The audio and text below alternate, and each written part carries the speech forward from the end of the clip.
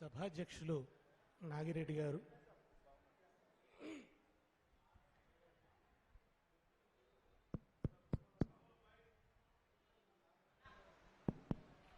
సభలో ఉన్న ఇతర పెద్దలు, సిద్దిపేట పౌరుషానికి, రేషానికి, త్యాగానికి, పోరాట గుణానికి ప్రతీకలైన బీఆర్ఎస్ కార్యకర్తలందరికీ హృదయపూర్వక నమస్కారాలు. నాకు ఇవాళ కొంచెం గొంతు ఇబ్బంది ఉన్నది. తల్లి తెలంగాణమా తను వెళ్ళామా గాణమా, తల్లి తెలంగాణమ తను వెళ్ళామా గాణమా, తల్లి తెలంగాణమ తను వెళ్ళామా గాణమా, గానమ నా ప్రాణమ తెలంగాణమ జనగానమా, గానమ నా ప్రాణమ. సందీప్ రెడ్డి కోరస్.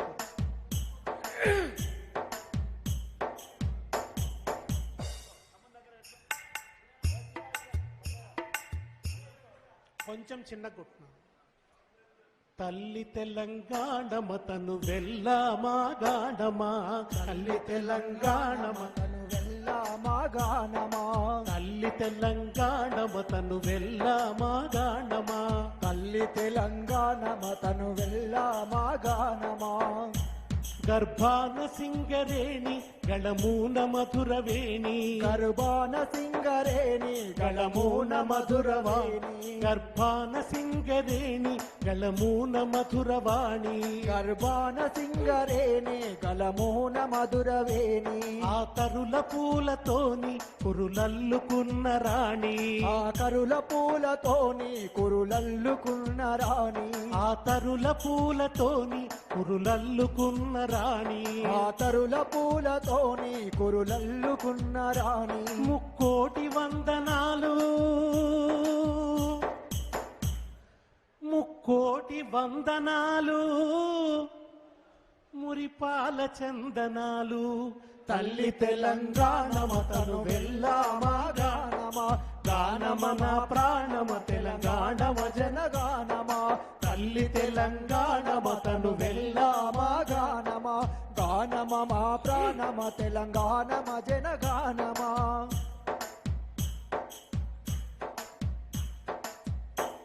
తెలంగాణ తల్లిని గుండెల్లో నిలుపుకున్న పోరాట యోధుల మనం అందరం కూడా. గొప్ప చరిత్ర ఉంది మనకు. అది వద్దు నాన్న, ఎక్కువ వద్దు. గొప్ప చరిత్ర ఉంది మనకు. తెలంగాణను సాధించడమే కాకుండా సాధించిన తెలంగాణలో ఒక అర్ధ దశాబ్ద కాలంగా తిష్ట వేసుకొని కూర్చున్న అనేక సమస్యలను పరిష్కరించిన ఘనత కూడా ఉన్నవాళ్ళం. బురిడీ కొట్టించిన వాళ్ళం కాదు, బాతాలు మాత్రమే కొట్టిన వాళ్ళం కాదు, చేసి చూపించిన, ఏదన్నా చెప్తే చేసి చూపించిన చరిత్ర మనకున్నది. ఇవాల్టి పరిపాలన చూస్తుంటే నాకు కథ యాదికి వస్తున్నది. ఓ దేశాన్ని ఓ మహారాజు ఏలుతున్నాడు. పరమ నియంత, దుర్మార్గుడు. ఆయనంటే ప్రజల్లో విపరీతమైన కోపం, కసి ఉంది. కానీ ఎవరు మాట్లాడలేని పరిస్థితి. మోడుదో పోడు, ఏం మాట్లాడితే ఏందో. గట్టిగా ప్రశ్నిస్తే చెరసాలలో వేస్తాడు, ఎదిరిస్తే కొరడా దెబ్బలు కొట్టిస్తాడు, కారాగార శిక్ష వేస్తాడు, ఇంకా ఎక్కువ మాట్లాడితే ఉరి వేస్తాడు. అందుకని ఎవరు ఎదిరించేవాళ్ళు కాదు. ఎక్కడో ఒక చోట ఒక నిరసన పుట్టాలి కదా. ఆ ఊళ్ళో ఒక పద్మశాల ఆయన ఉన్నాడు. ఆయనకు మంచి పేరుంది, మంచి తపస్సంపన్నుడు అనుకుంటారన్నమాట అందరూ. ఆయనకు దేవతలు ప్రత్యక్షం అని అనుకుంటారన్నమాట. ఆయన ఒకసారి మహారాజు దగ్గరకు వచ్చింది. మహారాజు దగ్గరకు వచ్చి, మహారాజా, నేను మీకోసం అద్భుతమైన వస్త్రం నేయదలుచుకున్నాను మీరు కట్టుకోవడానికి. అది దేవతలు ధరించే వస్త్రం అది మీకోసం నేస్తా నేను. ఆ వస్త్రం ఎంత గొప్పగా ఉంటుందని బాగా వర్ణించాడు. దానికి బంగారు అంచు ఉంటుంది, వెండి పోగులుంటాయి, దగ దగ దగ దగ మెరుస్తుంటది. దాని మెరుపు ఈ మొత్తం ఈ మీ సభా మంటపం అంతా కూడా దాని మెరుపు ఇట్లా ప్రతిఫలిస్తుంది అని చెప్పిండు. చెప్పి చివరగా ఒకటి ఏం చెప్పిండంటే, ఈ వస్త్రం పుణ్యాత్ములకు తప్ప పాపాత్ములకు కనబడదు అన్నాడు. నేను నేసి తీసుకొచ్చే వస్త్రం అది పుణ్యాత్ములకే కనబడుతుంది తప్ప పాపాత్ములకు కనబడదు అన్నాడు. మహారాజు గారు వాడు కొంచెం మూర్ఖుడు కూడా, వెధవ, జ్ఞానం కూడా ఉన్నోడు కాదు. ఏదో అడ్డిమేర గుడ్డి దెబ్బల రాజైనోడు. ఇప్పుడు కూడా గంతే కదా, అడ్డిమేర గుడ్డి దెబ్బల రాజైనోడు కనుక వాడికి పెద్ద జ్ఞానం లేదు. సరే మంచిది నేస్కరా అన్నాడు. ఈయన పోయి ఒక నెల రోజులు ఇంట్లో ఉండి ఏం నెయ్యలే ఆయన. తెల్లవారి వెంట ఒక భటుని పెట్టుకొని ఆయన చేతుల్లో బరువైన బట్టలు ఉన్నట్టు నటిస్తూ వచ్చిండు. వచ్చి ఆ రాజసభలోకి వచ్చిండు. రాజసభలోకి రాగానే ఈ శాల ఆయన ఎంబడి, పద్మశాల ఆయన ఎంబడి ఒక 5-6 వచ్చారు. వాళ్ళు ఆహాహాహా ఎంత గొప్ప వస్త్రం ఇది, బహుశా మా జీవిత కాలంలో మేము చూడలే, ఇక ముందు చూస్తామనే నమ్మకం కూడా లేదు, ఎంత అందంగా ఉన్నది, హంసల అంచు కుట్టిండు, హంసల రెక్కలు నిజంగా ఊగుతున్నట్టే ఉన్నాయి, చిలుకల డిజైన్ వేసిండు, చిలుక ముక్కు ఎర్రగా మెరిసిపోతున్నది అని వర్ణిస్తా ఉన్నారు. రాజుగారికి ఆ బట్టలు కనబడతలేవు, సభలో ఉన్న మంత్రులకు కనబడతలేవు, సైన్యాధికారికి కనబడతలేవు. ఎట్లా ఉన్నాయని అడిగిండు అందరినీ. ఈ వస్త్రం ఎట్లా ఉంది అన్నాడు. నాకు కనబడతలేవు అని ఎవడనంటే వాడు పాపాత్ముడు అవుతాడు. కనుక ప్రతి ఒక్కడు కూడా అద్భుతం, ఇటువంటి వస్త్రాలు మేము ఎప్పుడూ చూడలే. మంత్రి గారు మీరు చెప్పండి వస్త్రాలు ఎట్లున్నాయి, లోపల గుటగుట అంటున్నది, రాజుకి ఏం అర్థమైతలేదు. మంత్రి గారు మీరు చెప్పండి అన్నాడు. మంత్రి గారు లేచి, ఇటువంటి వస్త్రం నేను కూడా ఎప్పుడు చూసి ఎరగను మహారాజా, ఇది మీరు కట్టుకోవాలి, మేము చూసి తరించాలి అన్నాడు మంత్రి. సైన్యాధిపతి అదే మాట అన్నాడు. రాజుగారిని తీసుకుపోయారు, లోపలికి పోయినారు, ఉన్న వస్త్రం విప్పారు, దేవతా వస్త్రం చుట్టారు. చుట్టి తీసుకొస్తే సభలో నిలబడ్డాడు రాజు, దిగంబరంగా నిలబడ్డాడు. ఒక్కరు కూడా చెప్పటం లేదు రాజు దిగంబరంగా ఉన్నాడని. ఆహా ఏం వస్త్రం, ఏమి నేత, ఏమి జరి, ఏమి వెండి పోగులు, ఏమి బంగారు పోగులు, ఆ పడుగు పేకలు ఎంత అద్భుతంగా కలిపిండు అని పొగిడేది పొగుడుతున్నారు. అక్కడితో ఊరుకోవాలనా? అండ్లో ఒకడున్నాడు కొంటోడు, మహారాజా ఈ దేవతా వస్త్రాలతో మీరు సభలో ఉంటే సరిపోదు, మీరు పురవీధుల్లో ఊరేగాలే అన్నాడు. 300 కార్ల కాన్వాయ్ తీసుకొని పోవాలి అన్నాడు. సరేనని చెప్పి మహారాజు గారిని ఏనుగు మీద కూర్చుండబెట్టి ఊర్లో తిప్పడం మొదలుపెట్టినారు. పౌరులు కూడా ఎవరు మాట్లాడతలేరు. ప్రతి ఒక్కళ్ళు ఆహాహా ఏం పనితనం, పద్మశాలి గారి పనితనం ఎంత గొప్పగా ఉంది అని. ఆ పద్మశాలి కూడా గంభీరంగా నడుస్తున్నాడు. ఆయనకు మనసులో ఉంది వీడిని ఇజ్జత్ తీయాలి అని, గంభీరంగా నడుస్తున్నాడు. చివరికి చిన్న పిల్లలు ఉంటారు కదా పాపం, పసివాళ్లకు, వాళ్ళు నిర్మలంగా ఉంటారు, వాళ్ళకి ఏ భయాలు ఉండవు. ఒక్క పిల్లగాడు వచ్చి షేమ్ పప్పీ షేమ్ అన్నాడు రాజు. ఇగో రేవంత్ రెడ్డి రుణమాఫీ కథ కూడా గిట్లనే ఉన్నది. ఆ దేవతా వస్త్రాలు ఒక్క రేవంత్ రెడ్డికి ఆయన మంత్రులకే కనబడుతున్నాయి తప్ప రైతులకు ఎవరికి రుణమాఫీ కనబడతలేదు. ఇది దేవతా వస్త్రాల లాంటి రుణమాఫీ. ఇది ఏందయ్యా అని అడిగితే దబాయిస్తాడు. రేవంత్ రెడ్డి అంటేనే గుర్తుపెట్టుకోండి, బుకాయింపు, దబాయింపు, ఫిరాయింపు. బుకాయిస్తాడు, దబాయిస్తాడు, ఫిరాయిస్తాడు, ఫిరాయింపుల్ని ప్రోత్సహిస్తాడు. అది రేవంత్ రెడ్డి. రేవంత్ రెడ్డి అంటే కుచితం, రేవంత్ రెడ్డి అంటే కుతంత్రం, రేవంత్ రెడ్డి అంటే కపట నాటకం, రేవంత్ రెడ్డి అంటే కుటిల రాజకీయం. అతనికి ఒక్క మంచి మాట మాట్లాడరాదు, ఒక్క ఉదాత్త ప్రసంగం చేయరాదు. మంచి మాట ఒకటి ఆయన నోట విందామని 10 నెలల నుంచి ఎదురు చూస్తున్నాం. ఒక్క మాట మాట్లాడిన పాపాన పోతలేడు. దరిద్రపు గొట్టు మాటలు, దుర్మార్గమైన మాటలు. అందరూ అంటున్నారు రేవంత్ రెడ్డి భాష బాగలేదని. భాష కాదు, భావం మాత్రం బాగుందా? భావం బాగుందా? ఆ భావమే బాగలేదు. ఇవాళ ఎంత నీచంగా, ఎంత అన్యాయంగా మాట్లాడిందంటే, స్కూల్ పిల్లల్ని ముందట పెట్టుకొని ఒక ముఖ్యమంత్రి మాట్లాడుతున్నప్పుడు ఎట్లా మాట్లాడాలి? ఎంత ఆదర్శవంతంగా మాట్లాడాలి? ఆ పిల్లలు ముఖ్యమంత్రిని ఎట్లా చూస్తారు? వికారమైన పద్ధతిలో మాట్లాడింది. అంతకు ముందున్న ముఖ్యమంత్రి మీద విమర్శించవచ్చు, రాజకీయ విమర్శలు చేయవచ్చు, కానీ ఆయన మాట్లాడిన తీరు వికృతంగా ఉన్నది, వికారంగా ఉన్నది. సంస్కారం లేని వికారి రేవంత్ రెడ్డి. దారుణంగా ఇవాళ మాట్లాడింది. ఆయన మొదటి నుంచి కూడా ఉత్త కెరీరిస్ట్, పదవి మీదికి రావాలన్న కోరికనే తప్ప, మజా ఉడాయించాలనే కోరికనే తప్ప, కుటిల రాజకీయం చేయాలన్న సరదానే తప్ప ప్రజలు లేరు. ప్రజల గురించి ఆయనకు ఒక గొప్ప స్వప్నం లేదు. తెలంగాణ గురించి ఒక గొప్ప కళ లేదు ఆయనకు. అడిగిండ్రు, ఎవడు ఇంటర్వ్యూలో అడిగిండ్రు, ఏమయ్యా నువ్వు ముఖ్యమంత్రి అయిన తర్వాత ఏం చేయదలుచుకున్నావు అని అడిగిండు. మీకు కేసీఆర్ గారి 4 ఎన్నికల సందర్భంలో కేసీఆర్ గారు ప్రెస్ మీట్ పెట్టి రేపు తెలంగాణను ఏం చేయబోతున్నామనే ఒక అద్భుతమైన స్వప్నాన్ని ప్రజల ముందట పెట్టిండు. వ్యవసాయం ఎట్లా ఉండాలి, నగరం ఎట్లా ఉండాలి, పల్లెలు ఎట్లా ఉండాలి, సంక్షేమం ఎట్లా ఉండాలి, ఇవన్నీ ఆయన చెప్తుంటే ఎంతో మంది కేసీఆర్ గారి ప్రత్యర్థులు, వ్యతిరేకులు కూడా ఫోన్ చేసి ఎంత పరిపక్వత ఉందయ్యా, ఎంత అద్భుతంగా చెప్పిండు అని నాతో పంచుకున్నారు వాళ్ళందరూ కూడా. కానీ రేవంత్ రెడ్డి ఏమన్నాడో తెలిసినా, రాగానే అధికారంలోకి రాగానే ఏమయ్యా ఏం చేయదలుచుకున్నావు అంటే, ముఖ్యమంత్రి అంటే అదో పెద్ద పనే, గుంపు మేస్త్రి పని, అందరూ వస్తారు తలా ఓ పని చేస్తుంటారు, మీద సూపర్విజన్ చేస్తే అయిపోతుంది.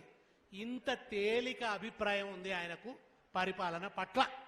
అతని నుంచి మనం గొప్ప ప్రయోజనాన్ని ఆశిస్తే, ప్రజలకు ఒక గొప్ప అభివృద్ధి జరుగుతుందని కానీ, సంక్షేమం జరుగుతుందని కానీ ఆశిస్తే, అది ఆశించే వాళ్ళ తప్పు అవుతుంది తప్ప రేవంత్ రెడ్డి తప్పు కాదు. ఆయన ఉండేదే అది, క్యారెక్టరే అది, ఆ ప్రొడక్టే అటువంటి ప్రొడక్ట్, అది సరుకే అటువంటిది. ఇక దాని నుంచి మనం ఎలుకతోలు తెచ్చి ఏడాది ఉతికిన నలుపు నలుపే గాని తెలుపు కాదు. తివిరి ఇసుమున తైలంబు తీయవచ్చు, ఇసుకలోంచి కూడా నూనె తీయవచ్చు. తవిలి మృగతృష్ణలో నీరు త్రాగవచ్చు, ఎండమావిలో కూడా నీరు దొరుకుతుంది ఎక్కడో చోట. చేరి కుందేటి కొమ్ము సాధించవచ్చు, కుందేటి కొమ్ము కూడా ఎక్కడనుంటే పట్టుకరావచ్చు. కనలి మూర్ఖుని మనసు రంజింపరాదు. కానీ మూర్ఖుడి మనసును ఎవడు మార్చలేడు. ఇవాళ రేవంత్ రెడ్డి వచ్చిన తర్వాత జరిగింది ఏంటంటే, మనందరికీ మన రక్తం ఉప్పొంగే నినాదం, తెలంగాణ నదీ నదాల్లో, కొండలు గుట్టల్లో ప్రతిధ్వనించేటువంటి నినాదం, తెలంగాణ చరిత్ర పొడుగునా ఒక నిప్పు అక్షరాలై వెలిగిన నినాదం, ఒక జయశంకర్ గుండెలోతుల్లోంచి వచ్చిన నినాదం, ఒక విద్యాసాగర్ రావు గారు మంచినీళ్ల గురించి మాట్లాడుతూ పిడికిలెత్తి బిగించి చెప్పిన నినాదం. ఏమిటిది? జై తెలంగాణ అనే నినాదం. మనందరూ ఉపన్యాసం మొదలు పెడితే ఏమంటాం? మొట్టమొదట వేదిక మీదకి రాగానే జై తెలంగాణ అంటాం. ఆ తర్వాత మళ్ళా ఉపన్యాసం అయిపోగానే ఒకసారి జై తెలంగాణ అంటాం. జై తెలంగాణ అంటే ఏంది? నీ కన్న భూమికి, నువ్వు పుట్టిన గడ్డకు నువ్వు జై కొట్టడం, నమస్కరించటం. తను పుట్టిన గడ్డకు నమస్కరించడానికి, జై కొట్టడానికి మనస్కరించని మూర్ఖుడు ఎవడన్నా ఉంటాడా? ఒక్క రేవంత్ రెడ్డి తప్ప. ఆయనకు జై తెలంగాణ అనబుద్ధి అయితలేదు, జై తెలంగాణ అనేటందుకు నోరు వస్తలేదు. తెలంగాణ గడ్డ మీద పుట్టి జై తెలంగాణ అననోడిని ఏమనాలి మనమే? ఈ రాష్ట్ర ముఖ్యమంత్రి, మీరు మహారాష్ట్రకు పోండి, జై మహారాష్ట్ర అంటారు వాళ్ళు. ఏ పార్టీ వాళ్ళైనా జై మహారాష్ట్ర అంటారు, జై కర్ణాటక అంటారు, జై తమిళనాడు అంటారు. కానీ తెలంగాణ ముఖ్యమంత్రి మాత్రం జై తెలంగాణ అనడు. ఆయన జై తెలంగాణ అన్న నినాదాన్ని తీసేసి దాని స్థానంలో జై కాంగ్రెస్, జై సోనియా, జై రాహుల్ గాంధీ అనే నినాదాలు తీసుకొచ్చాడు. అది పార్టీకి జై కొట్టడం. కానీ నువ్వు నీ జన్మభూమికి జై కొట్టవా? జై తెలంగాణ అనే నినాదం ఒక్క మనదేనా? బీఆర్ఎస్ దాది. అంతెందుకు, నువ్వు రాష్ట్ర గీతం చేసినావు కదా అంత్యశ్రీ పాట. జయ జయ హే తెలంగాణ జననీ జయకేతనం, గొంతుకలు ఒక్కటైన చేతనం, తరతరాల చరిత గల తల్లి నీ రాజనం, 10 జిల్లల నీ పిల్లలు ప్రణమిల్లిన శుభతరుణం. జై తెలంగాణ, జై జై తెలంగాణ, జై తెలంగాణ, జై జై తెలంగాణ. ఆ గీతంలో జై తెలంగాణ అని ఉంది కదా, మరి ఆ పాట పాడేటప్పుడు నోరు మూసుకుంటాడా రేవంత్ రెడ్డి? జై తెలంగాణ అనే మాట వచ్చేటప్పుడు ఈయన నోరు మూసుకుంటాడా? జై తెలంగాణ అంటే నీ నోరు మైలబడుతుందా? ఆ పాటలోనే ఉంది కదా జై తెలంగాణ అని. ఆ సోయి కూడా లేదా? రాష్ట్ర గీతంలోనే ఉంది కదా జై తెలంగాణ అనే మాట. కానీ ఇవాళ జై తెలంగాణ అని నినాదం మస్కబారేలాగా చేసిండు. ఏ ముఖ్యమంత్రి అయినా ప్రమాణ స్వీకారం చేయాలంటే ముందు ఏం చేస్తారు? కేసీఆర్ గారు ఒక గొప్ప సాంప్రదాయం, ముందు అమరవీరుల స్తూపం దగ్గర నివాళులు అర్పించిన తర్వాతనే ముఖ్యమంత్రి స్థానం ప్రమాణం స్వీకారం చేసింది. అదే కాదు, ఏ పని మొదలుపెట్టినా అమరవీరులకు దండం పెట్టి మొదలు పెట్టడం అనేది ఇవాళ మనకు తెలంగాణలో ఒక సాంప్రదాయంగా మారింది. కానీ ముఖ్యమంత్రి అయ్యే ముందు అమరవీరులకు దండం పెట్టని మానవుడు ఎవడన్నా ఉన్నాడంటే అది రేవంత్ రెడ్డి. బహుశా ఆయన తర్వాత వచ్చే ముఖ్యమంత్రులు కూడా ఎవరట్లా చెయ్యరనే నేను అనుకుంటున్నా. ఈయన ఒక్కడికి మాత్రమే ఆ దుర్మార్గపు చరిత్ర ఉండిపోతుంది. అమరవీరులకు మొక్కడు, జై తెలంగాణ అనడు. ఇంకొక మాట అన్నాడు, ఆయనకు ఒక పెద్ద కాంప్లెక్స్ పట్టుకున్నది.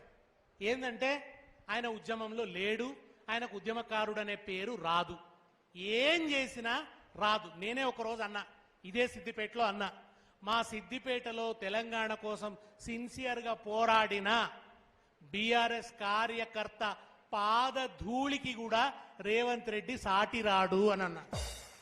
నువ్వు ముఖ్యమంత్రి అవుతుండొచ్చు, రేపు అంతకంటే పెద్ద పదవి కూడా ఏదైనా అధిరోహిస్తుండొచ్చు, కానీ నువ్వు ఉద్యమకారుడవు కాలేవు. నేను కూడా ఉద్యమకారుణ్ణే, నేను అసెంబ్లీలో ఎగిరిన దుంకినా అంటుండు. నువ్వు ఉద్యమకారుడే కాదు, తెలంగాణ ఉద్యమంలో చేరిన కోవర్టువు నువ్వు. రేవంత్ రెడ్డి తెలంగాణ ఉద్యమంలో కోవర్ట్, సమైక్యవాదులు చేసిన కోవర్ట్ ఆపరేషన్లో భాగంగా రేవంత్ రెడ్డి ఉద్యమంలో ఉన్నట్టు నటించిండు, ఉద్యమానికి వ్యతిరేకంగానే ప్రవర్తించిండు. ఉద్యమం వెన్నుల కత్తి పొడిచిండు, కడుపుల కత్తి పొడిచిండు. ఇవాళ నిజంగా కూడా ఆయన కోపం ఏంది తెలుసా? కేసీఆర్ మీద. కేసీఆర్ మీద ఆయన కసేంది, ఆయన కోపం ఏంది? తెలంగాణ రావడానికి కేసీఆర్ కారణం. తెలంగాణ రావడం వల్ల ఆయన గురువు అంటే ఇప్పుడు ఇష్టపడతలేడు ఆయన, సారీ ఆయన సహచరుడు అనాలనో మరి ఏమనాలనో, ఆయన గాడ్ ఫాదర్, ఆయన సామ్రాజ్యం కూలిపోయి ఆంధ్రప్రదేశ్ అనే రాష్ట్రానికే పరిమితం అయిపోయింది. అది రేవంత్ రెడ్డి జీన్స్ లో ఉన్న కసి. ఆయన అణువున ఉన్న కసి ఏంటంటే తెలంగాణ రావడానికి కేసీఆరే కారణం. వచ్చిన తెలంగాణలో తన అద్భుతమైన సంతకం చేసింది కేసీఆర్. ఏ చెరువు దగ్గరకు పోయినా అక్కడ కేసీఆర్ సంతకం ఉంటుంది, ఆ చెరువు బాగుపడి కనబడుతుంది. ఏ ప్రాజెక్టు దగ్గరికి పోయినా కానీ ఇంత తొందరగా ఇన్ని ప్రాజెక్టులు కట్టడం అనేది ఎక్కడ సాధ్యపడలే, ఒక్క తెలంగాణలోనే సాధ్యపడ్డది. కాళేశ్వరం దగ్గరికి పోతే అక్కడ కేసీఆర్ సంతకం కనబడుతుంది.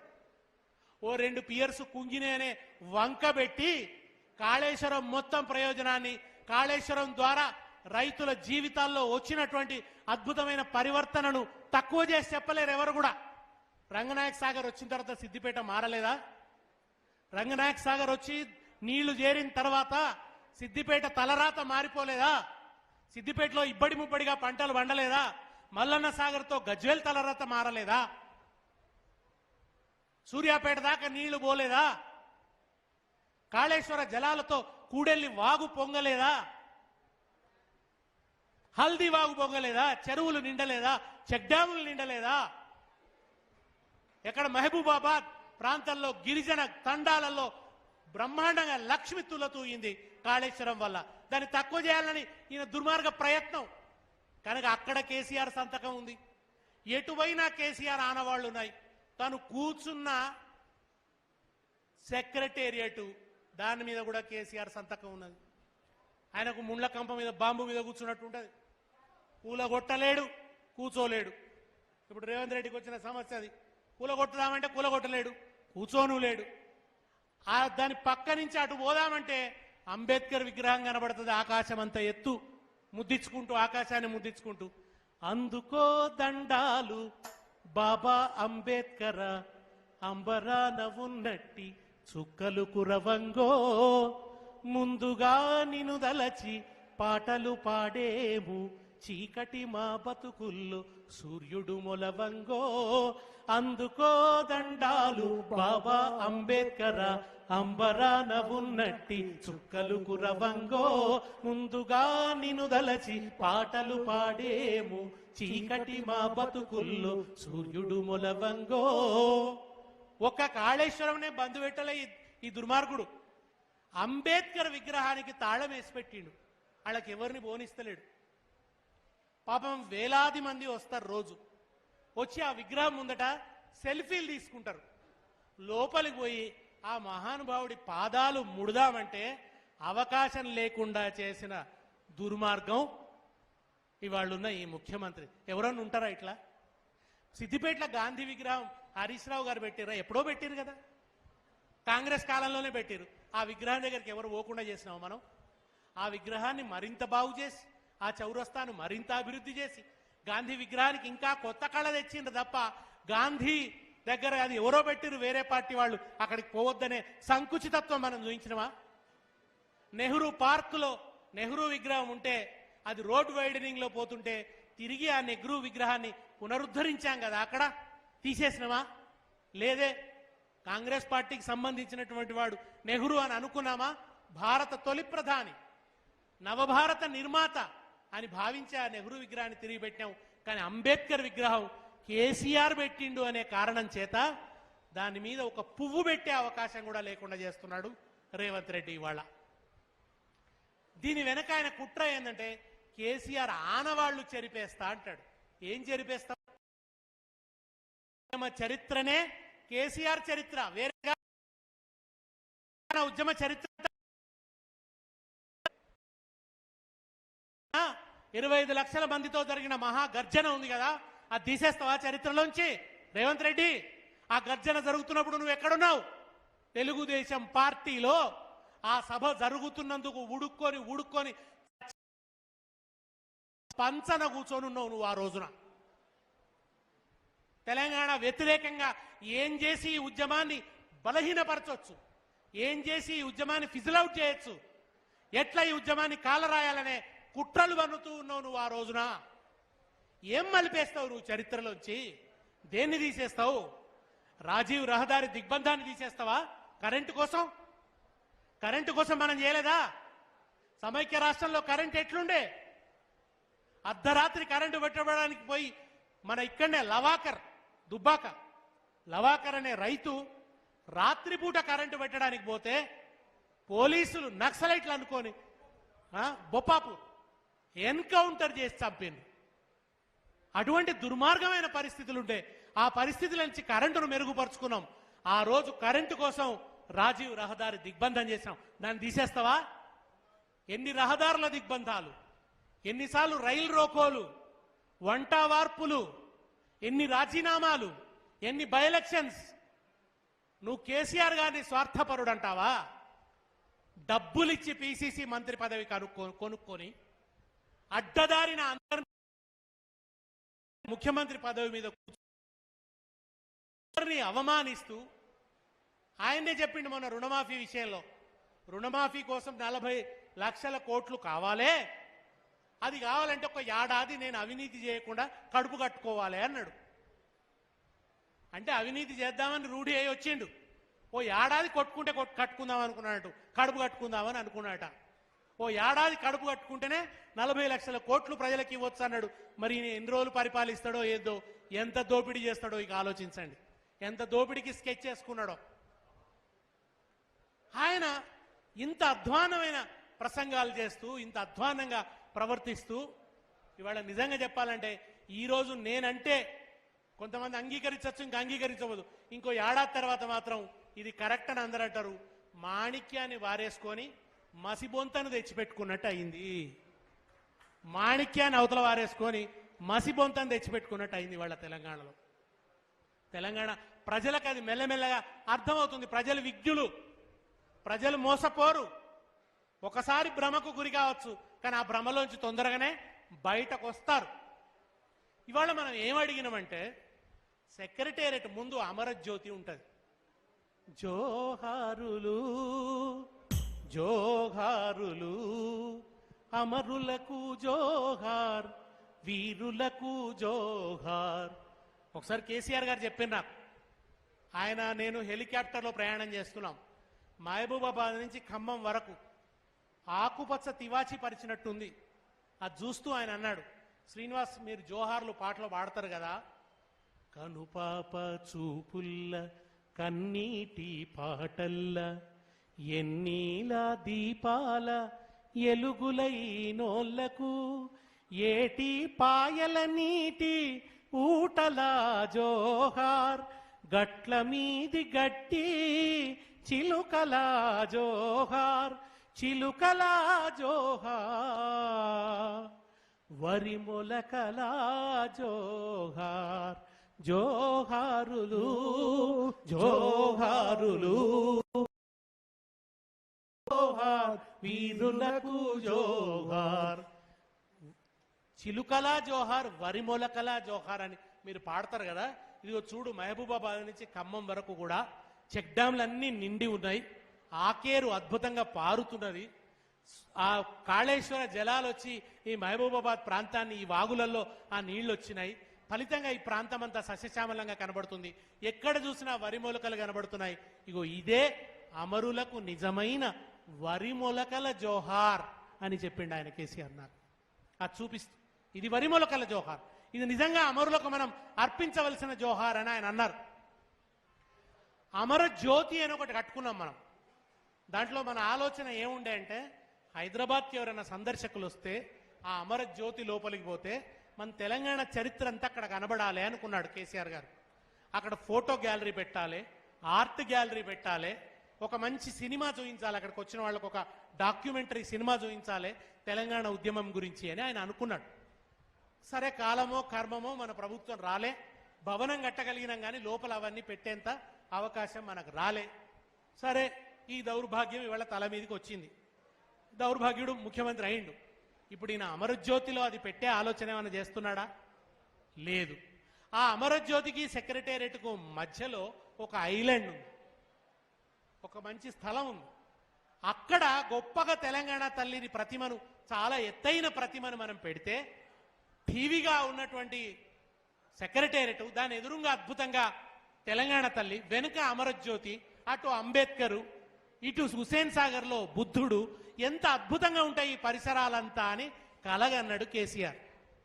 అది మొత్తం కూడా ఒక, అటు దళిత అస్తిత్వానికి ప్రతీకగా అంబేద్కర్, తెలంగాణ అస్తిత్వానికి ప్రతీకగా తెలంగాణ తల్లి, అమరుల త్యాగానికి గుర్తుగా అమరజ్యోతి, మన తెలంగాణ సాధికారత గుర్తుగా సెక్రటేరియట్, ఇది అద్భుతంగా ఉంటుందని ఆయన అనుకుంటే, ఇవాళ ఈయనొచ్చి ఆ ఐలాండ్లో ఏం పెడతా అంటాడు?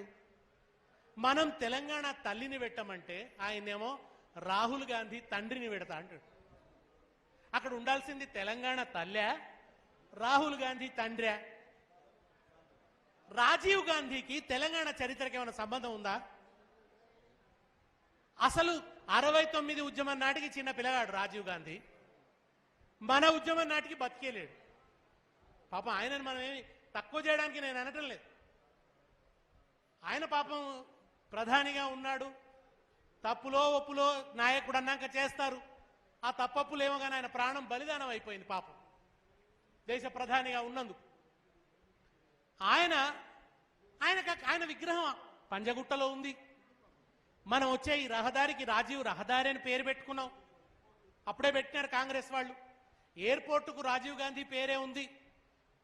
కావాలని ఎక్కడ తెలంగాణ తల్లిని నిర్ణయించినా అక్కడ కంట్లే గుచ్చినట్టు చేయాలి. కేసీఆర్ ఏం చేస్తానన్నాడు అది వద్దనాలే అని తీసుకొచ్చి అక్కడ నేను రాహుల్ గాంధీ తండ్రి విగ్రహం పెడతా అని కూర్చున్నాడు. సరే మనం అందరం గట్టిగా లేచి అడిగినాం. మనందరం మాట్లాడితే బీఆర్ఎస్ వాళ్ళ పంచాయతీ అని పక్కకు పెడదాం అనుకున్నాడు. కానీ వాళ్ళు ఒక 50 మంది దాకా రచయితలు లెటర్ రాసింది. అందులో హరగోపాల్ లాంటి పెద్దలు కూడా రాశారు, అయ్యా రేవంత్ రెడ్డి ఈ ఆలోచన కరెక్ట్ కాదయ్యా. సిద్ధారెడ్డి గారు లాంటి కవులు రాసినారు, గోరటెంకన్న లాంటి వాగ్గేయకారులు రాసినారు, ఇంకా అనేక మంది, మల్లెపల్లి లక్ష్మయ్య గారు లాంటి జర్నలిస్టు రాసినారు, అల్లా నారాయణ గారు రాసినారు. వీళ్ళందరూ రాసేవారు కల్లా డిఫెన్స్లో పడ్డాడు. డిఫెన్స్లో వాడు ఇప్పుడు కొత్త పాట ఎత్తుకున్నాడు. ఏంటంటే అవతలనే ఎందుకు పెట్టాలి, లోపల పెట్టొచ్చు కదా, లోపల పెడతా అని మాట్లాడుతున్నాడు ఇవాళ. అంటే చాలా తెలివిగా ఎప్పటికప్పుడు కోర్స్ కరెక్షన్ చేసుకుంటాడు. మనం గట్టిగా అనగానే కోర్స్ కరెక్షన్. అంటే ఎవరో ఉన్నారు పోయినరు, అరే బాబు నీ పరువు పోతుందిరా నాయన, తెలంగాణ తల్లిని పెట్టా అంటే ఎట్లా అని. మొత్తానికి ఏంటంటే ఇప్పుడు అక్కడ అసంబద్ధంగా మాత్రం రాజీవ్ గాంధీని అక్కడికి తెచ్చిపెడుతున్నాడు, ఆ ఆవరణలోకి ఆయనను తెచ్చిపెడుతున్నాడు. సరే మొత్తానికి ఏంటంటే తెలంగాణ తల్లిని లోపలైనా పెడతా అని అనవలసి వచ్చింది. ఎందుకు అనవలసి వచ్చిందంటే మనం ధర్మం మాట్లాడినాం గనక ఇవాళ రేవంత్ రెడ్డి అనవలసి వచ్చింది. ఇది ఒకటే కాదు, రాంగనే కేసీఆర్ ఆనవాళ్ళు మలిపేస్తా అనే పిచ్చితో కాకతీయుల తోరణం తీసేస్తా అన్నాడు.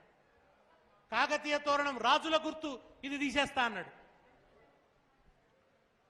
కాకతీయుల తోరణం అనేది మన తెలంగాణ వైభవానికి సంకేతం.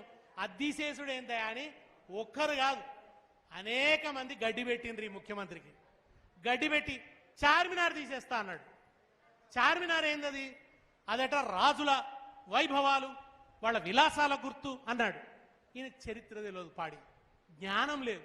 ఓ ఎమ్మెల్యే లేచి నిజాం రాజుల గుర్తులు ఉండనీయం అంటాడు. చార్మినార్ను నిజాం రాజులు కట్టలే, కుతుబ్ షాహీలు కట్టిరు. ఎవరు చెప్పాలి వీళ్ళకి 5వ తరగతి సాంఘిక శాస్త్రం? 5వ తరగతి సాంఘిక శాస్త్రం తీసుకుపోయి కాంగ్రెస్ ఎమ్మెల్యేలకు ఇచ్చి చదువుకోమనాలి. ఒరే బాబు చార్మినార్ ఎవరు కట్టిండ్రో తెలుసుకోండి నాయన. ఆ చార్మినార్ కూడా అది ప్రేమ పురాణాలో విలాసాల కోసమో కట్టింది కాదు. హైదరాబాద్లో ప్లేగు వ్యాధి వచ్చి ప్రజలు చచ్చిపోతే ఆ ప్రజల స్మృత్యర్థం కులీ కుతుబ్ షా అక్కడ కట్టిండు. చార్మినారులో పావురము నీ గుండెల నిండా గావురము, చార్మినారులో పావురము నీ గుండెల నిండా గావురము, నువ్వు నెత్తురు చిందిన నందనము. అమ్మా హైదరాబాద్, నువ్వు నెత్తురు చిందిన నందనము, నీకు చెమట పూలతో వందనము. హైదరాబాద్ హైదరాబాద్ షహర్ హమారా హైదరాబాద్, హైదరాబాద్ హైదరాబాద్ ప్యారా ప్యారా హైదరాబాద్, హైదరాబాద్ హైదరాబాద్ షహర్ హమారా హైదరాబాద్, హైదరాబాద్ హైదరాబాద్ ప్యారా ప్యారా హైదరాబాద్. గోల్కొండల కొడితే చప్పట్లు అవి చెప్పును ఎన్నో ముచ్చట్లు. పొరపాటు ఎవరైనా అన్నారనుకోండి, గోల్కొండ పైన చప్పట్లు కొడితే కింద దాకా వినొస్తుందని. ఇది కేసీఆర్ పెట్టించినట్టు అని ఎవడన్నా తెలిస్తే ఒక అన్నాడు అనుకో, గోల్కొండ ఊలగొట్టుండే అంటాడు రేవంత్ రెడ్డి. ఇప్పుడు ఆ లెవెల్కి వచ్చింది. ఇప్పుడు ఇది కేసీఆర్ పెట్టించినట్టు అని ఎవరైనా మూర్ఖుడు ఉండి అన్నాడు అనుకోండి, గోల్కొండ ఊలగొట్టు అంటాడు. అట్లా చార్మినార్ తీసేస్తా అన్నాడు. గోల్కొండల కొడితే చప్పట్లు అవి చెప్పును ఎన్నో ముచ్చట్లు, కులీ కుతుబ్ షా ఫర్మానా, కులీ కుతుబ్ షా ఫర్మానా, భాగమతికి దిల్ నజరానా. హైదరాబాద్ హైదరాబాద్ ప్యారా ప్యారా హైదరాబాద్, హైదరాబాద్ హైదరాబాద్ షహర్ హమారా హైదరాబాద్. మన గంగా జమున తహజీబు తెలంగాణ అధికార ముద్రల కనబడాలని కేసీఆర్ గారు ఏం చేసినారంటే కాకతీయ తోరణం మన ప్రాచీన వైభవం, చరిత్ర వైభవానికి గుర్తు. అది మొత్తం రూరల్ తెలంగాణని, మన చెరువులని, మన పంటలని అన్నిటినీ ప్రతిబింబిస్తుందని, చార్మినార్ నగరాన్ని, తర్వాత ఇక్కడ కలగలిసి జీవించే అన్ని మతాలు కలిసి జీవించే సంస్కృతికి గుర్తు అని ఆయన చార్మినార్ పెట్టిండు. నిజంగా కూడా మనం కలిసిమెలిసి జీవించే బతుకు. మల్లేష్ మస్తాన్ భాయి భాయి, మల్లేష్ మస్తాన్ భాయి భాయి, ఏక్ మే దో పియ ఇరానీ చాయ్. మల్లేష్ మస్తాన్ భాయి భాయి, ఏక్ మే దో పియ ఇరానీ చాయ్. తెలంగాణ వాలోంకా పసీన హై, మన నెత్తురు మన చెమట హైదరాబాద్ నగరం. తెలంగాణ వాలోంకా పసీన హై, హైదరాబాద్ ఎక్ హసీన హై. హైదరాబాద్ హైదరాబాద్ షహర్ హమారా, హైదరాబాద్ హైదరాబాద్ హైదరాబాద్ ప్యారా ప్యారా హైదరాబాద్. మీరేమో ఉద్యమంలో ఈ పాటలన్నీ విన్నరు కనుక మీకు తెలంగాణ ఉద్యమం విలువ తెలుసు, దాని గురించి ఒక గంభీరమైన దృక్పథం ఉంటుంది. తర్వాత తెలంగాణ తల్లి గొప్పతనం తెలుసు, ఆమె పట్ల మీకు భక్తి ఉంటుంది. ఈ పాటలు ఎన్నడూ విన్న మోకాన పోయినోడు కాదు ఇప్పుడున్న ముఖ్యమంత్రి. ఇప్పుడు ఆయన రాష్ట్ర గీతం చేసింది కదా, జయ జయ హే తెలంగాణ. అది ప్రపంచమంతా వాడుతున్నప్పుడు పాడనోడు ఎవడని ఉన్నాడంటే రేవంత్ రెడ్డి. ఉద్యమ కాలంలో ప్రపంచమంతా వాడింది, అప్పుడు వాడనోడు ఎవడంటే రేవంత్ రెడ్డి. ఒక్కనాడు వచ్చి గొంతు కలిపిండి ఆ ఉద్యమంలో, ఒక్కనాడు ఉద్యమంలో వచ్చి గొంతు కలపలే. ఆయన జై చంద్రబాబు అని కూడుకుతున్నాడు కదా, జై తెలంగాణ అనలే కదా.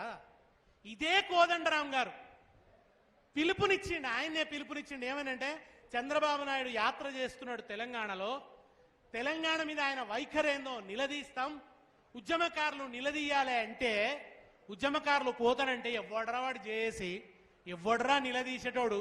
చంద్రబాబు జోలికొస్తే ఆయన నీడను దాకిన చంపి పారేస్తా, కాల్చి పారేస్తా అని రైఫిల్ పట్టుకొని వచ్చిన వాడెవడు? ఆ రైఫిల్ రెడ్డి ఎవరు? ఈనాటి రేవంత్ రెడ్డి. ఆ తర్వాత కొత్తగా వచ్చిన ప్రభుత్వం, పసిప్రాయంలో ఉన్న ప్రభుత్వాన్ని పడగొట్టడానికి సమైక్యవాదులు కుట్ర చేస్తే డబ్బుల సంచులు పట్టుకొని వచ్చి రెడ్ హ్యాండెడ్గా దొరికిపోయింది ఎవరు? ఎలుకను కలుగులనే పట్టుకున్నాం, ఇంకెక్కడో పట్టుకోలే. అప్పటి నుంచి హరీష్ రావు మీద కసి. తను బ్రోకర్ పని చేస్తూ దొరికిపోయిండు కదా, ఆ కసి హరీష్ రావు మీద ఉన్నది. ఇది ఇప్పటి కసి కాదు. తను డోకేబాజీ పనులు చేసినప్పుడు దొరకబట్టిండు గనక చోర్ ఉల్టా కొత్వాల్కు డాంటా అన్నట్టు ఇవాళ అధికారం వచ్చిందని విర్రవీగిపోతూ ఈ పనులన్నీ ఆయన చేస్తున్నాడు. ఇక రుణమాఫీ పెద్ద ఫార్సు డ్రామా మనందరికీ తెలుసది. మొదటేమన్నాడు, సోనియా గాంధీ పుట్టినరోజు సందర్భంగా డిసెంబర్ 9న 40 లక్షల కోట్ల రుణం మాఫీ అన్నాడు. ఓ ఎట్లా చెప్తాడంటే ఇక 40 లక్షల కోట్ల రుణం మాఫీ చేయబోతున్నాడు మీ రేవంత్ రెడ్డి, మీ ముఖ్యమంత్రి అన్నాడు. పోండి తెచ్చుకోండి, బ్యాంకుల దగ్గరికి పోండి అన్నాడు.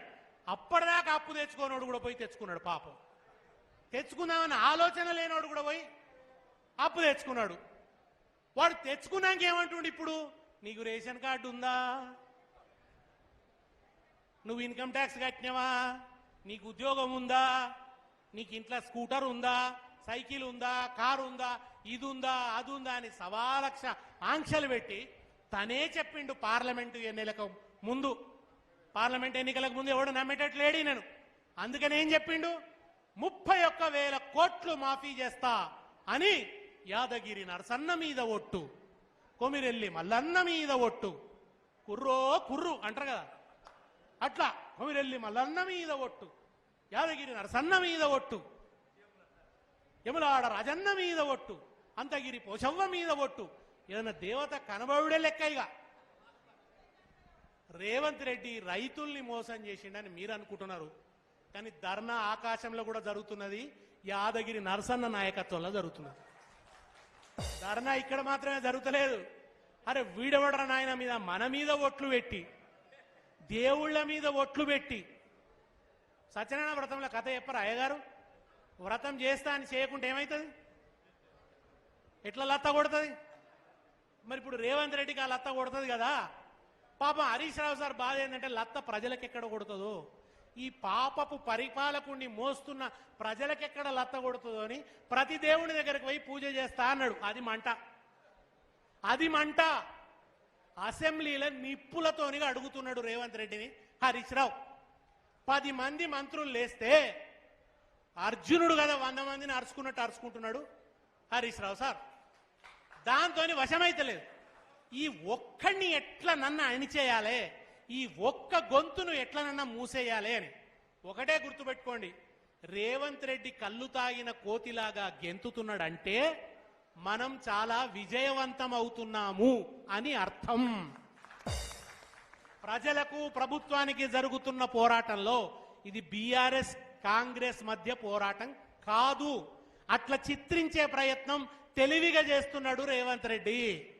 రేవంత్ రెడ్డి అంటే ప్రజలకు ఆయన మీద ఎవర్షన్ వస్తుంటే దానికి డైవర్షన్ కోసం ఆయన చేసేటువంటి టాక్టిక్స్ ఇవి.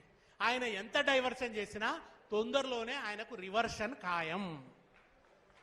ఎందుకంటే కాంగ్రెస్లో మీకు తెలుసు కదా, ఎప్పుడు ఊడిపోతుందో తెలియదు.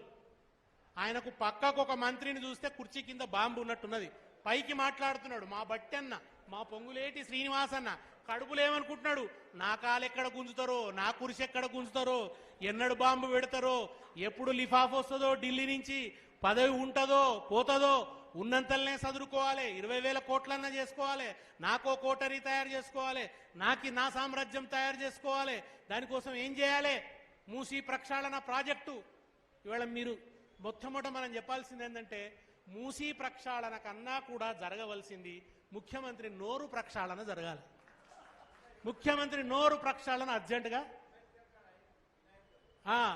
ముఖ్యమే. ఇక్కడికి అడిగినరట, బహుశా మీరు ఈ దేశంలో ఉన్న అన్ని పవిత్ర నదుల నీళ్లు తెచ్చి పోసినా ఆ దుర్గంధం పోదు, అంత దుర్గంధంతో నిండి ఉన్నది. కనుక మూసీ ప్రక్షాళన సాధ్యం, ముఖ్యమంత్రి నోటి ప్రక్షాళన మాత్రం సాధ్యం కాదు. కనుక ఈ ఫార్స్ డ్రామా ఇవాళ ప్రజల్లో ఆయన ఫెయిల్ అయిపోయింది. ఎవరు నమ్ముతలేడు. రుణమాఫీ ఇప్పుడు ఆయననే గంత కట్టబట్టుకొని వచ్చాయి, ఇంకేం కావాలి? స్వయంగా ఉత్తమ్ కుమార్ రెడ్డి 22 లక్షల మందికి రుణమాఫీ జరిగింది అని రేవంత్ రెడ్డి అంటే, అందులో 17 లక్షల మందికి జరగలే అని ఉత్తమ్ కుమార్ రెడ్డి అన్నాడు.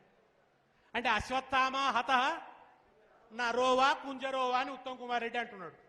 అశ్వత్థామ హత ఇక రాజీనామా చేయి అనేమో నువ్వు మాట్లాడినావు. ఏటిలోబడి చావు అన్నాడు రేవంత్ రెడ్డిని. మీ పాలమూరు ఏరులోబడి నువ్వే చావవలసి వస్తుంది రేవంత్ రెడ్డి. కాలే రుణమాఫీ, ఎక్కడ కాలే. రుణమాఫీ అయిందని ఎవరు అనుకుంటలేరు, నువ్వు అనుకుంటున్నావు. దేవతా వస్త్రాలు తొడుక్కొని ఊరేగుతున్నావు రేవంత్ రెడ్డి, నీకు అర్థమైతలేదు. ప్రతి ఒక్కళ్ళు నిన్ను చూసి షేమ్ పప్పి షేమ్ అంటున్నారు, నీకు తెలుస్తలేదు. పిల్లి కాళ్ళు మూసుకొని పాలు తాగితే మనం ఏం చేస్తాం? నువ్వు నగ్నంగా ఊరేగితే ఏం చేస్తాం? ఇవాళ ఆయన అట్లా నగ్నంగా ఊరేగుతూ, అందుకేమో హరీష్ రావు సార్ ఒక మాట అన్నాడు, పరిపాలనలో ఫ్లాపు, తొండి చేయడంలో తోపు, బూతులు తిట్టడంలో టాపు. ఎవరంటే రేవంత్ రెడ్డి. పరిపాలనలో అట్టర్ ఫ్లాప్, కానీ 2 విషయాల్లో ఆయన ఎవడు కొట్టలేడు.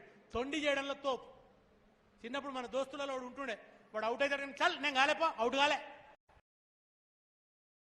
అటువంటి బాపత్ రేవంత్ రెడ్డి. బహుశా ఆయన క్లాస్మేట్స్ను చిన్నప్పటి ఫ్రెండ్స్ను కలుసుకుంటే ఈయన చిన్నప్పటి నుంచి తొండి చేసేవాడు అని కూడా మనకు తెలుస్తుంది. వాళ్ళ ఊరికి పోయి అడగాల మనం. తొండి ఆయన జీవిత లక్షణం, ఆయన జీవ లక్షణం. రేవంత్ రెడ్డి జీవ లక్షణం ఏంటంటే తొండి. అరే ఇవాళ ఇంత నగ్నంగా ఇంత ప్రజల కళ్ళ ముందట జరగలేదు రుణమాఫీ, 12 లక్షల మందికి జరగలేదని పొంగులేటి శ్రీనివాసరెడ్డి అంటాడు, 17 లక్షల మందికి జరగలేదని ఉత్తమ్ కుమార్ రెడ్డి అంటాడు, అందరికి జరిగిందని రేవంత్ రెడ్డి అంటాడు. ఎవరి మాట ఎవరికి సై లేదు. ఇప్పుడు ఎవరు రాజీనామా చేయాలి, ఎందుకు చేయాలి? పాక్షికంగా జరిగింది అంటాడు ఆయన. మరి మేమేమన్నాం? మేము పాక్షికంగానే అంటున్నాం. మేము ఇంకేదో అనలే కదా. మేము కుక్షికంగా అన్నామా రక్షికంగా అన్నామా? మేము ఖచ్చితంగా పాక్షికంగానే అన్నాం. పాక్షికంగా అని మేమంటే కోపం వస్తుంది, కోదండరాం సార్ అంటే కోపం వస్తలేదు. పాక్షికంగా జరిగిందని కాంగ్రెస్ వాళ్ళు కూడా అని తీరవలసిన పరిస్థితి వాళ్ళ ఫీల్డ్ మీద ఉన్నది. నిజానికి ఎస్ఎల్బిసి వాళ్ళు చెప్పింది అయితే దాదాపు 50 కోట్ల రుణాలు ఉన్నాయి రైతులకు. పెద్ద విషయం ఏముంది? మనము ₹1,00,000 వరకు చేస్తేనే 35 లక్షల మంది రైతులు లెక్కదేలిండ్రు. 17,000 కోట్లు మనకైనాయి కదా, 17 లక్షల కోట్లు మనకైనాయి. ఇవాళ 17,000 కోట్లు. ఈయన 2 లక్షల వరకు అన్నాడు. పొండి పొండి తీసుకోండి అన్నాడు. ఇంట్లో కూర్చున్నాడు కూడా గెదిమి లోన్ తీసుకుంటట్టు చేసిండు. తీసుకొని వచ్చినాకనేమో ఇప్పుడు లాఖరికి చెప్తుంది 22 లక్షల మంది. 1,00,000 వరకే అప్పుడే 35 లక్షల మంది ఉంటే, 36 లక్షల మంది ఉంటే 2 లక్షలు తీసుకున్న వాళ్ళు 22 లక్షలే ఉంటారా? ఆ 22 లక్షల మంది కూడా కాలేదని నీ మంత్రులే చెప్తున్నారు. అంటే ఇంత భయంకరంగా, ఇంత వికృతంగా అబద్ధాలు చెప్పి కూడా దొంగే దొంగ దొంగ అని అరిచినట్టు చేయగలిగినటువంటి ఒక వికృతమైన రాజకీయం, కుటిల రాజకీయం, కువారపు రాజకీయం ఆయనది. ఆయన వాళ్ళ దృష్టి మళ్లించడానికి, దృష్టి మళ్లించే కుష్టు రాజకీయం చేస్తాడు ఆయన. ఆ కుష్టు రాజకీయంలో భాగంగా ఎవరెవరినో వాడతాడు. ఆయన గురువు కూడా ఇట్లే ఉండే. మన తెలంగాణ ఉద్యమంలో అన్ని దొంగ సంఘాలు పుట్టించేది. మనం సకల జనుల సమ్మేళనంగానే ఓడు బయలుదేరుతుండే. మా పిల్లల చదువులు ఆగమవుతున్నాయి, బడులు బంద్ అయితే ఎట్లా, బడి పిల్లల చదువుకునే పిల్లల తల్లిదండ్రుల కమిటీ అనోడు బయలుదేరుతుండే. మన ఉద్యమంలో ఇటువంటి ఎన్ని దొంగ సంఘాలు వస్తుండే ఉద్యమంలో మీకు గుర్తుందా? అట్లా దొంగ సంఘాలను పుట్టించటం, దొంగ మనుషుల్ని పోషించటం, వాళ్ళను దాడులకు పురికొల్పటం, క్రిమినలైజేషన్ ఆఫ్ పాలిటిక్స్ చేసిన వాడు వీళ్ళ గురు నయీం అనేవాడిని ఒకడిని సృష్టించి పోలీసులతో కాకుండా అరెస్టులు చేయడం, కోర్టులు ఇవేమి లేకుండా ఒక ప్రైవేటు హంతకుణ్ణి సృష్టించి పౌర హక్కుల సంఘాల వాళ్లను నరికి చంపించిన చరిత్ర ఉంది. ఆ చరిత్రకు వారసుడినా ఈయన తక్కువ వాడు కాదు. ఆ చాలు తొక్కుకుంటూ వచ్చిన వాడే ఈయన. రకరకాల వాళ్లతో రకరకాల ప్రయత్నాలు చేయడంలో విడ్డూరమేం లేదు. ఇంతకంటే ఎక్కువ చేస్తాడు. ఫ్రస్ట్రేషన్కు పోయినాక ఇంతకంటే ఎక్కువ చేస్తాడు. ఇంకా ఇంకా రిప్రెషన్ ప్రయోగిస్తాడు. మాది ప్రజాస్వామిక పాలన అన్నాడు, ప్రజా పాలన అన్నాడు. ఇవాళ ఎక్కడికక్కడ అరెస్టులు చేస్తున్నారు, ఎక్కడికక్కడ కేసులు పెడుతున్నారు. రైతులు వచ్చి మాకు రుణమాఫీ జరగలేదంటే కేసులు పెడుతున్నారు. ఎక్కడుంది ప్రజాస్వామ్యం? ఏది నీ ప్రజా దర్బార్? అక్కడ పోయి నిరుద్యోగులు కాళ్ల మీద పడితే కూడా పని కాలేదు. అక్కడ దరఖాస్తు తీసుకునేటందుకు నువ్వు లేవు. నువ్వు ఉంటా అని చెప్పి అధికారంలోకి వచ్చినావు. ప్రతి వాగ్దానం భంగం. మొట్టమొదటి అసెంబ్లీలో 6 గ్యారెంటీలకు చట్టబద్ధత కల్పిస్తూ బిల్లు ప్రవేశపెడతామన్నాడు. ఏది బిల్లు? ఎందుకు ప్రవేశపెట్టలే? చట్టబద్ధత వస్తే లీగల్ యాక్షన్కి అవకాశం ఉంటుంది రేవంత్ రెడ్డి మీద. అందుకని ఆ లీగాలిటీ 6 గ్యారెంటీలకు రాకుండా చేసిన వెంటనే అమలు చేయదలుచుకోలేదని అర్థం. అడగడానికి వస్తే ఏదయ్యా నీ 6 గ్యారెంటీలకు చట్టబద్ధత అంటే కనుగుడ్లు వీకి గోటీలాడతా, పేగులు తీసి మెడలేసుకుంటా, లాగుల తొండలు దొర్రగొడతా, రకరకాల పండబెట్టి తొక్కుతా, ఏవో ఇవన్నీ వికృతమైన మాటలన్నీ కూడా. ఇవాళ కూడా చాలా వికృతమైన మాటలు మాట్లాడండి. మీకు బాగా గుర్తుండి ఉంటుంది, తెలంగాణ ఉద్యమంలో కేసీఆర్ గారు న్యాయంగా వాదించినప్పుడు, తెలంగాణకు జరుగుతున్న అన్యాయాల్ని సోదాహరణంగా నిరూపించినప్పుడు, లెక్కగట్టి చెప్పినప్పుడు, గణాంకాలు చెప్తుంటే వాటికి సమాధానం చెప్పలేక కేసీఆర్ గారి వ్యక్తిగతమైన అలవాటును ముందు పెట్టి దాడి చేసేవాళ్ళు. అదే పని వాళ్ళ రేవంత్ రెడ్డి చేస్తాడు, అదే పని వాళ్ళ బండి సంజయ్ చేస్తారు. ఆంధ్ర వలసవాద మానసపుత్రులు వీళ్ళు. కేసీఆర్ మీద అదే విమర్శలు చేస్తారు. ఉద్యమకారుడిగా ఆయన స్ట్రేచర్ను తగ్గించడం కోసం అందరికీ ఉన్న అలవాటే ఆయన వ్యక్తిగత అలవాటు తీసుకొచ్చి మాటలు మాట్లాడి ఇది రాజకీయం అన్నట్టు పబ్బ గడుపుకునేటువంటి నాయకులు వీళ్ళు. ఇవాళ ఆసరా పింఛన్లేవి,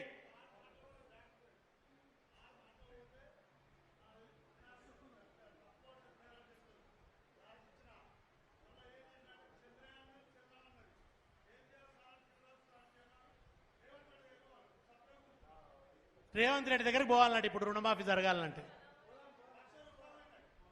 ₹1,00,000 రుణమాఫీ జరగలేదు. ఇది స్పష్టంగా ఒక్కొక్క రైతు చెప్తుంటే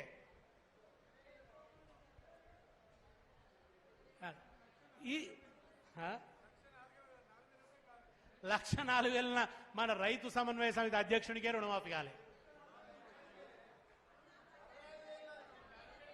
ఇగో ఇంతమంది అసలు ఇట్లా ఇంతకుముందు పద్మక్క చెప్పింది, ఏదైనా ఊరికి పోయి రుణమాఫీ జరిగినోడెవడు అని అడిగితేనే 10 మంది వెళ్తారు, జరగనోడు ఏమంటే ఊరంతా లేచి నిలబడుతుంది.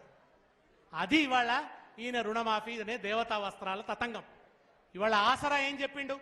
నిజానికి ఈయన మనకి ఇవ్వాల్సిన రైతు భరోసా గనక ఇచ్చి ఉండి ఉంటే 7,500 చొప్పున గనక ఇచ్చి ఉండి ఉంటే ఈ రుణమాఫీ కంటే ఎక్కువైతుండే ఆ పైసలు. ఆయన చెప్పినట్టు రైతు భరోసా ఇవ్వాలంటే 12,000 కోట్లు కావాలి. 12,000 కోట్లకు గాను మొన్నటి యాసంగిలో ఏం చేసిండు? మనం తీసిపెట్టినాయి రైతు బంధు కోసం తీసిపెట్టినాయి గవ్వే 5-6 వేల కోట్లు ఇచ్చిండు. ఇచ్చి దాదాపు 7-8 కోట్లు ఎగ్గొట్టిండు. నువ్వు ఇస్తానన్నది 7,500 కదా, ఇచ్చింది ఎంత? మేమిచ్చే 5,000 ఇచ్చినావు కదా, మిగతా 2,500 ఏవి మాట్లాడది. తర్వాత ఏమైంది? మొన్న వర్షాకాలం అయితే మొత్తానికే రైతు భరోసా ఎగ్గొట్టిండు. దాని మీద సబ్ కమిటీ కాంగ్రెస్ అంటేనే కమిటీలు కాలయాపన. తెలంగాణ మీద కమిటీ వేసి ఎన్నేళ్ళు చేసిరో చూడలేదా? మనం ప్రణబ్ ముఖర్జీ కమిటీ, రెండో ఎస్ఆర్సి, విని మన చెవులు రక్తాలు గారినాయి ఉద్యమంలో. ఇప్పుడు కూడా అంతే, 24 కమిటీలు వేసిరు ఒక్కొక్క దాని మీద. ధరణి మీద కమిటీ, రైతు భరోసా మీద కమిటీ, ఆసరా పింఛన్ల మీద కమిటీ, అన్నిటి మీద కమిటీ అంటే ఏది? ఇప్పట్లో ఇయ్యమో అని అర్థం. ఇప్పుడు మళ్ళా కొత్త గడువు పెట్టిండు, దసరా నుంచి రైతు భరోసా అన్నాడు. ఇట్లా గడువు మీద గడువు పెడతారు. రేపు మా ఇంట్లో లడ్డూల భోజనం, ఆ రేపు రాదిగా. ఇవాళ నిజంగా ఆయన కనుక ఇచ్చుంటే అదొక 12,000 కోట్లు, అదో 12, అంతకుముందు 5-6 వేల కోట్లు, 17,000 కోట్లు ఇవే అవుతుండే కదా. 17,000 కోట్లు రైతు భరోసా ఎగ్గొట్టి అవి ఖాతాలలో వేసి అవి కూడా మొత్తం ముట్టలే, అందరికీ ముట్టలే, 10-12 కోట్లే రిలీజ్ చేసి ఇవాళ ఏమంటున్నాడంటే రుణమాఫీ అయిపోయింది అంటున్నాడు. ఆకలి అవుతుందిరా అన్నం పెట్టు అంటే చాక్లెట్ చేతిలో పెట్టి అయిపోయింది ఆకలి తీరిపోయింది. అరే ఒంటి మీద కట్టుకోవడానికి బట్ట కావాలరా అంటే ఓ మాస్కే పట్టుకొచ్చి ఇచ్చి అయిపోయింది నీకు బట్టలు వచ్చినాయి అంటున్నాడు. మొత్తం అన్నమేదిరా నాయన, మొత్తం బట్టలేవిరా నాయన అని మనం అడుగుతున్నాం. మాకు కావాల్సింది చాక్లెట్లు మాసికలు కాదు, మొత్తం అన్నం, కడుపు నిండా అన్నం కావాలి. కడుపు నిండా అన్నం 4 విడతల్లో చేసినా నీలాగా మోసం చేయలేదు కేసీఆర్. ఆయన 4 విడతల్లో చేస్తానని ఎంతమందికి ఉంటే అంతమందికి చేసిండు. ఈ పిచ్చి ఆంక్షలు ఏవి పెట్టలేదు. ఇవాళ రైతు భరోసా ఎగ్గొట్టినావు, ఆసరా పింఛన్లు ఎగ్గొట్టినావు. ముసలోళ్ళు పాప కళ్ళల్లో ఒత్తులేసుకొని ఎదురు చూస్తున్నారు. నీ మాట నమ్మి ఓటేసిండ్రు, కేసీఆర్ను కాదని నీకు ఓటేసిండ్రు, నిన్ను నమ్మిండ్రు. ఈ మాటలన్నీ కూడా నువ్వు ఇచ్చిన 6 గ్యారంటీల హామీలు నమ్మిరు. ఇంకెన్ని ఇచ్చిండో చెప్పరాదిగా హామీలు చాలా చాలా చాలా ఉన్నాయి. ఆ 420 పైన హామీల లిస్టు చదివితే చెప్పరాదిగా అన్ని హామీలు ఉన్నాయి. అవన్నీ అడిగే ఓపిక కూడా రేపు ఉండదని ఆయనకు తెలుసు. అట్లా విపరీతమైనటువంటి హామీలు గుప్పించి కూర్చొని వికృతంగా మాట్లాడుతూ రాజకీయం చేస్తున్నాడు. ప్రజలు విజ్ఞులు, ప్రజలు గమనిస్తున్నారు. చిత్రగుప్తుడు పాపాలు రాసుకుంటాడు. ఆయువు మూడాలే గంతే. ఆయువు మూడేదాకా ఆయువు ఉన్నంత కాలం శిశుపాలుని తప్పులు కృష్ణుడు లెక్క పెట్టుకున్నట్టు ప్రజలు రేవంత్ రెడ్డి తప్పులు లెక్క పెట్టుకుంటున్నారు. ప్రజలేం వట్టిగానే లేరు, అన్ని అర్థమవుతుంటాయి. మంచి వాళ్ళని మంట కలిపిన వాళ్ళు ప్రజలు, మామూలు వాళ్ళ. ఈయన విషయం అర్థం కాదా? ఈ బోల్బళా చేసుడు, బోకెత్తుల మాటలు తెలియదా? ఇవి ఈ నంగనాసి కబుర్లు అర్థం కాని వాళ్ళ ప్రజలు ఒకటొకటిగా చూస్తున్నారు. ఇంకొక నెక్స్ట్ బడ్జెట్ వరకు చూడండి, తెలంగాణలో రేవంత్ రెడ్డి మీద కాండ్రించి ఉమ్మేసే పరిస్థితి ఉంటుంది ప్రజలు. ఆయన ఇప్పుడే రైతు రుణమాఫీ పాలాభిషేకం జరుగుతుంది అనుకున్నాడు, కానీ మొత్తం దిష్టి బొమ్మలకు ప్యాలాల అభిషేకం అయింది. ఎక్కడ పాలాభిషేకం కాలే, దిష్టి బొమ్మలకు ప్యాలాల అభిషేకమే అయింది అంతటా. అంటే రోజు రోజుకు సిచ్యువేషన్ మారిపోతున్నది, సీన్ మారిపోతున్నది. నిన్నటిదాకా ఆననోళ్ళు కూడా ఇదంతా బాగాలేదురా భయ అని ఒక్కొక్కళ్ళు మాట్లాడుతున్నారు. తొవ్వేటో తప్పిందిరా భయ అనుకుంటున్నాడు. ఏమో అనుకున్నాం, గిట్లున్నాడైంది అనుకున్నాం. అంటే అది ప్రొడక్టే అటువంటిది, అది దాని మ్యానుఫ్యాక్చరింగ్ డిఫెక్ట్. అది కనుక మ్యానుఫ్యాక్చరింగ్ డిఫెక్ట్తో వచ్చిన సరుకు అది. ఆ సరుకుకి లక్షణమే లేదు, ప్రజాస్వామ్య లక్షణం లేదు, ప్రజల కోసం పనిచేసే లక్షణం లేదు. ఉత్త కెరీరిస్టు, దందారాయుడు, సంపాదించుకోవాలి, ఆయా ఏదో ఇదంతా పదవిలో ఊరేగాలి అనే చాలా అల్పమైన కోరికలు కలిగిన వాడు తప్ప ప్రజల గురించిన ఒక గంభీరమైన ఆలోచన లేదు. కనుకనే ఆయన మాటల్లో కూడా గంభీరత ఉండదు. ఏమనంటే కేసీఆర్ని చూసి నేర్చుకున్నా అంటాడు. కేసీఆర్ అద్భుతమైన పద్యాలతో, భాగవతంలోని పద్యాలతో, తెలంగాణ నుడికారపు సొంపుతో, మంచి డాటాతో, కంటెంట్తో, అద్భుతమైన వాదనతో ఎన్ని ఉపన్యాసాలు చేసిండు, ఎంత ఉదాత్తమైన ప్రసంగాలు చేసిండు, అది నేర్చుకోరాదా నీకు? ఆయన ఎప్పుడన్నా స్లిప్ అయ్యి ఒక తిట్టు తిడితే అది పట్టుకొని కేసీఆర్ నుంచి నేర్చుకున్నా అంటవా? అంటే ఎవడికి ఏది ఇష్టమో గదే ఏరుకుంటారు. నువ్వు గదే ఏరుకున్నావు కేసీఆర్ దగ్గర. కేసీఆర్ నుంచి నేర్చుకోవాల్సింది ఏమిటి? కంటెంట్ఫుల్గా మాట్లాడడం, అద్భుతమైన వాదన పటిమతో మాట్లాడడం, గొప్ప సాహిత్యాత్మకంగా మాట్లాడడం, కవితాత్మకంగా మాట్లాడడం కేసీఆర్కి తెలుసు. అది నేర్చుకోరాదా మీకు? ఏమనంటే కేసీఆర్ ఇట్లా మాట్లాడతారు. కేసీఆర్ ఎప్పుడు అట్లా మాట్లాడే, ఎప్పుడన్నా టంగ్ స్లిప్ కావచ్చు. కొన్నిసార్లు ఆయన స్లిప్ అయ్యాడు, బహిరంగ సభలలోనో ప్రెస్ మీట్లలోనో స్లిప్ అయిన మాట వాస్తవం. వీళ్ళు ఎప్పుడూ స్లిప్ అవుడే, వీళ్ళకి స్లిప్ అవుడే ఉండదు. ఈ స్లిప్పర్ సంగతే అంత. దీనికి మంచి మాటనే రాదు, ఒక ఉదాత్త ప్రసంగం రానే రాదు. ఉదాత్తత అనేది ఆ శరీరంలో ఎక్కడ లేదు, వెతికిన అణువున లేదు. సంస్కారం అనేది లేశ మాత్రం కూడా లేనటువంటి మనిషి ఇవాళ రాజ్యం వెళ్తున్నాడు. ఈ దౌర్భాగ్యపు దుర్దశలో ఇవాళ తెలంగాణ ఉంది. కానీ ప్రజలు గమనిస్తున్నారు, ప్రజలు లెక్క పెడుతున్నారు. కొద్ది రోజుల్లోనే, ఎక్కువ రోజులు పట్టదు, ఓ నక్కనట అడవిలోకి పోయి, అది అడవిలో ఉండే నక్క ఊర్లోకి వచ్చింది. సాగలోళ్ళు బట్టలు ఉతుకుతున్నారు, నీలి రంగు పెట్టుకున్నారు. అక్కడ ఈ నక్క పోయా నీలి రంగు తొట్టిలో పడ్డది. దాన్ని మొత్తం నీలం రంగు అంటుకున్నది. అది మళ్ళీ అడవిలోకి వచ్చేవరకు అన్ని అరే ఇదేం జంతువు అనుకున్నాయట. నక్క కాదనుకునేది, అది ఏదో బ్లూగా ఉన్నది, కొత్త జంతువు అనుకున్నది. అనుకుని అన్ని గౌరవించడం పెట్టినాయట. 2 రోజుల తర్వాత అది ఏంది, ఓ సాయంత్రం మంచిగా ఊడబెట్టడం మొదలుపెట్టింది. ఇంత తిన్న తర్వాత వేటాడి ఆ ఊ అనేది ఊడబెడుతుంటే పోనీ ఇది నక్కనే కదరా భయ్, ఇదేదో నీ రంగు మారితే ఏమో అనుకున్నామని అప్పుడు నక్క తిరిగా చూసినాయట. ఇప్పుడు ఈయన కూడా అట్లా అడ్డిమేర గుడ్డి దెబ్బల ముఖ్యమంత్రి అయ్యిండు. నీలం రంగు తొట్టిలో పడి వచ్చిన నక్కనే ఇవాళ పరిపాలిస్తున్నది. ఆ రంగు కొద్ది రోజులలోనే వెలిసిపోతుంది. వెలిసిపోవడం ఇప్పటికే మొదలైంది. వేసుకున్న హెయిర్ డై కొద్దిగా మాసిపోతున్నది, తెల్లెంటికలు బయట పడుతున్నాయి. 4 రోజులలో మొత్తం బయటపడుతుంది. బయటపడిన తర్వాత దేవతా వస్త్రాల సంగతి ఏందో ప్రజలకు అర్థమవుతుంది. కనుక ఆ రోజున మామూలు పరాజయం ఉండదు.